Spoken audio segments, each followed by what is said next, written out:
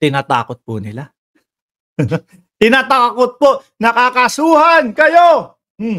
Meron ako na isang nakitang lawyer nag-post na, yung mga lumalait daw sa KOJC. Ako, may kulong daw po yan. Sabi ng isang lawyer, hindi ko na lang pangalanan. No? Bahala siya dyan. Eto, tinatakot nila ha. Ano sabi? Policemen there. Andali, ano po? Si Torion, mga kababayan. Alam ko po, busit na po kayong makita ang pagmumuka ni Torion dahil kung ano-ano po ang sinasabi, mga bossing. Pero kailangan po nating panoorin at pakinggan ho ito eh. No? Para po yung mga sinasabi nila hindi naman po, hindi po lumaganap mga kababayan. Hindi, mahirap po. No?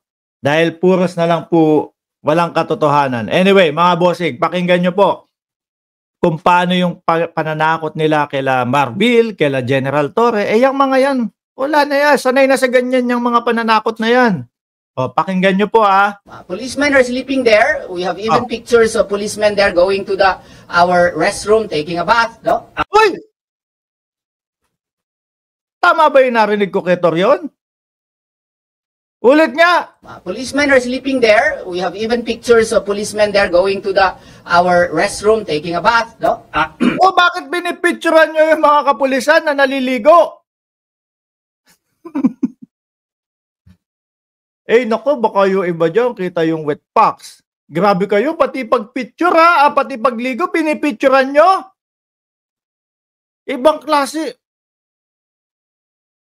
Kawawa naman. Wag nyo ilalabas sa publiko yung mga picture ninyong yan. Ano? Wag nyo ilalabas yung mga picture ninyong ganyan. Pati ho pagligo. Banat! And in the basement, they are conducting tunneling operations there. No? Okay. I would ask you if this is still right. No? Tama. Kasi nga, di ba? Base doon sa kanilang mga ipinasok, na mga gamitan, nandoon, no? Merong mga sign of life sa ilalim. Kaya talagang kailangan, no? Kaya talagang kailangan hukayin at kailangan matagpuan ang isang taong hinahanap, no, ng batas. I think this is highly irregular, and I told General Torre to please also remind General Marbil that, of course, I am a lawyer. We will not take this sitting down. We will be certainly filing a case against you, and the cost would be mind-boggling. Maybe. Ayan, mga kababayan. Pero bago po ang lahat, mga kababayan, ito pong pangalawang pagpasok, no? Ito pong pangalawang pag-attempt na makuha si Kibuloy ng ating mga kapulisan. Mga bossing, sa harap pa lang po ng gate, ano ang sabi ni General Torre? No? Dito kay Torion, no? Attorney, hindi ito ang tamang oras, hindi ito ang tamang lugar para magdebate tayo. Bibigyan kayo ng 30 minuto. Pagkatapos niyan, wala nang magagawa, papasok kami. No? Kung meron kang reklamo, magreklamo ka na lang. Magkaso ka. Ganyan. No? Sa umpisa pa lang, alam na nila Torre yan. Sa umpisa pa lang, alam na nila ang kakaharapin nila. Pero ito yung pananakot. Ano, Torne, magkano? Magkano yung gusto mong, magkano yung babayaran nila? Yung damage nila? And, the cost would be mind-boggling. Maybe 1 billion or more. Wow! 1 billion, mga kababayan. Kung sakali daw po na ituloy nila yung kaso nila, no? Kakasuhan daw po talaga 1 billion daw kung sakali, no? It's gonna be mind-boggling na presyo. Pwedeng 1 billion. Tuloy mo. Tuloy mo, Torion. And if you will retire, this will haunt you. Those are my exact words. Kumbaga, kahit wala na, retirado na kayo. Kahit wala na kayo sa pagsisilbi, hahantingin pa din kayo nitong ikakaso namin. Diba? Hahantingin pa din kayo nitong ikakaso namin. Yes, sir. Because even if the case would last for 5 years, that is still 2029 and another president would be sitting by that time. And whatever retirement pay that you will have, because we will be suing you not only in your official capacity, but as well as your personal capacity. Ayan, hindi lang daw po official, pati daw po personal capacity. So pati po yung mga matatanggap na retirement pay ng ating mga kapulisan na nagseserve po ng warrant of arrest dahil po yun ang utos ng korte, magbabayad pa din daw ho ang ating mga kapulisan. O, akalaan nyo po yan. Ano? Sabi nga ni General Torre, no? Sabi ni General Torre, attorney, mag-ano ka, mag-reklamo ka na lang. Ayan, papasok kami at papasok kami. And the host of criminal cases that we will be filing against you would be too much for you, I suppose. And Uy, ang baba naman ang tingin sa kapulisan natin. Baka naman kahit pa paano dyan, merong mayaman na kapulisan na kayang magbayad ng mga ganun. No? Too much for you! Tinatakot nyo, ha? we acknowledge that. And according to him, he is just following orders. It's beyond me, according to him. So, but whether he likes it or not, know that he is the regional director, and this is within his jurisdiction. So he could not escape accountability. I would like to remind likewise General Marbil that he may be personally accountable likewise here. And maybe the good Secretary of Interior and Local Government. Aba, pati si Ben-Hur Abalos, mga kababayan. Pati si Ben-Hur Abalos ay kakasuhan daw po. Magkano daw po ang kanilang hihingin? Mind-boggling. 1 billion pesos. Grabe. Hintayin namin yung kaso na yan. Ano? Panoorin natin sa mga news. Pero syempre, bago yung mga kaso na yan, atupagin muna yung kaso ni Kibuloy. Dahil ho, mga kababayan, ako ho ay naniniwala, no? Na kapag talagang natunton si Kibuloy diyan sa loob ng KOJC, pati si attorney, malamang makakasuhan po. Harboring a fugitive. O, di ba?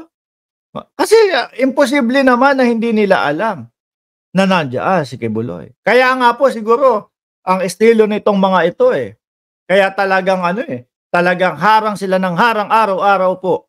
Ako ho, mga kababayan, kung nasa loob ng bahay ko yung mga kapulisan at may hinahanap at alam ko wala naman doon, sige, mag-iikot kayo dyan. Diba? Sasamahan ko kayo. Sasamahan ko kayo para kung yung sinasabi nilang mga ito, tataniman sila. O sige, sasama ako.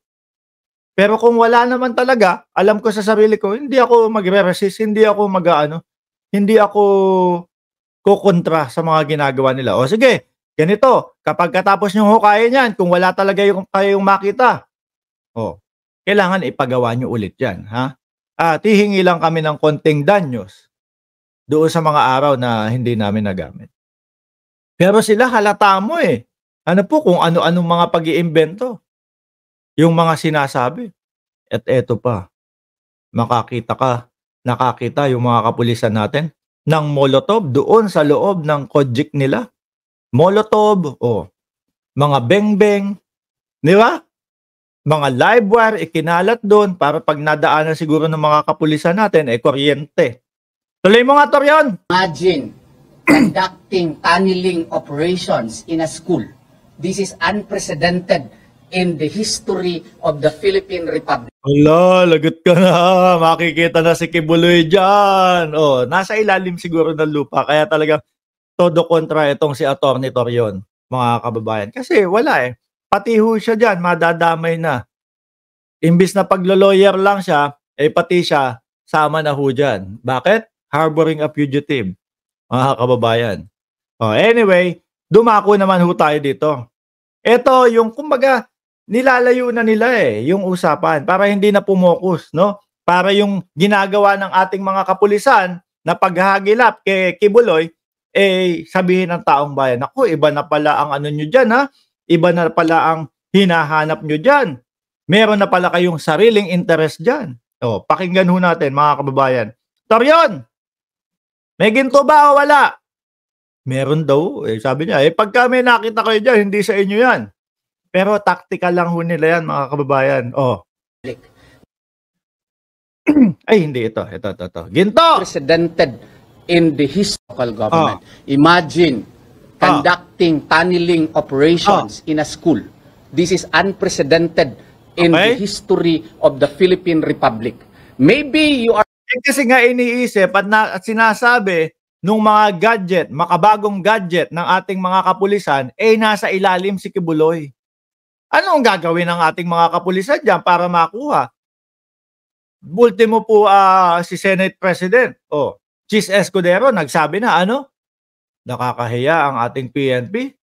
Hanggang ngayon hindi pa din nakukuha si Kibuloy. Kaya po talagang agaran na at kailangan na talagang makuha. Kaya ano po ang solusyon nila para makuha si Kibuloy sa ilalim? Gumawa ng tunnel papunta doon sa daanan. Walang bawal doon, Torny. 'Di ba? Doon sa batas. Na ang isang pinapaharap sa batas ay kailangan humarap sa batas.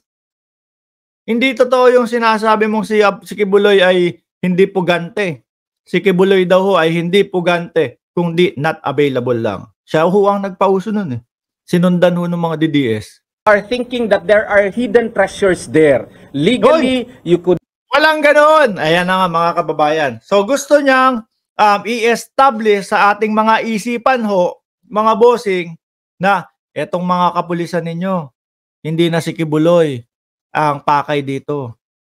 Hidden treasure na ang pakay dito. Walang ganun, Torny. Si Kibuloy ang planong kuhanin dyan. Si Kibuloy ang gustong makuha para magpaliwanag sa batas. Not find any legal justification for what you are doing because our laws, Article 438 of the Civil... Mahaba yan, ipapaliwanag niya yan, mga kababayan. Ipapaliwanag niya yan para talagang tumanim sa ating isipan, etong mga kapulisan nyo talaga, ginto na ang pakay, hindi na si Kibuloy. Biruin nyo yun.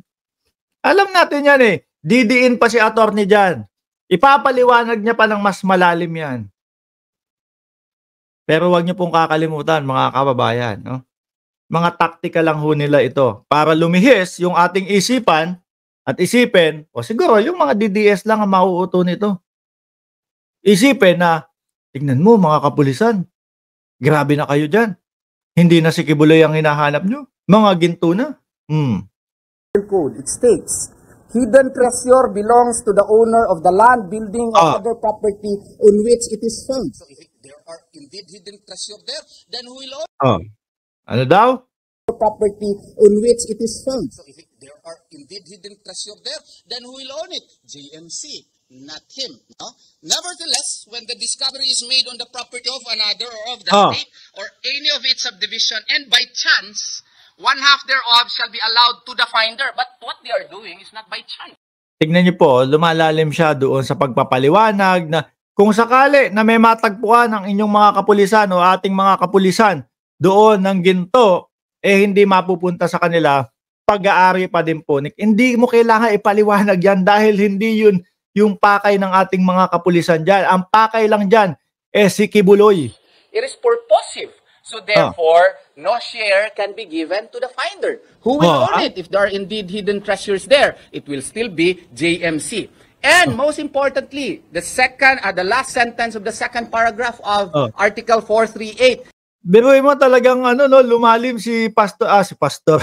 Lumalim si Attorney Toriondo, Kasi nga ang pakay, ang gustong mangyari, tayo pong mga nanonood sa kanya, malipat ang atensyon na ang kapulisan po natin ay ginto na ang hinahanap at hindi na si Kibuloy.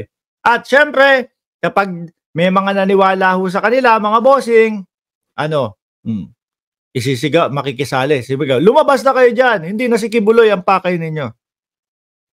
Pero, ang masamang balita para sa kanila, mga kababayan, DDS lang po ang naniniwala sa kanila. If the finder is a trespasser, he shall not be entitled to any share of the treasure. Sir Marbil, General Torre, you are a trespasser. Why? Because your search cannot be validated by an arrest warrant. Hoy! No, May sumusundo na ho sa akin, no? requisites, and therefore you are a trespasser. Even if you find any hidden treasure there, nothing can be part of your share, no? Ayan, dumiin na ho talaga si Atty. Torion doon, mga kababayan. Hanggang dulo po niyang video na yan, wala nang itatopic dyan, no? Kundi ang kapulisan natin ay naghahanap ng ginto. Oh. Diyos ko po, Lord. Anyway, mga kababayan, bibigyan ko pa din po kayo ng update, no, dito sa mga pangyayari sa KOJC, sa Vice Presidente, at sa lahat po ng usaping politikal. Ngayon po, dahil nakita nyo, may sumusundo na ho sa akin, ako'y magpapaalam na, mga kababayan. Magkita-kita po muli, tayong muli bukas ng umaga alas 9, no? Ng umaga, 973 viewers. Huwag niyo pong kalimutan mag-like, mag-subscribe, and mag-share. Doon po sa mga nagpadala ng super sticker nila, maraming salamat po. Appreciated po namin yan. Paalam hanggang sa muli.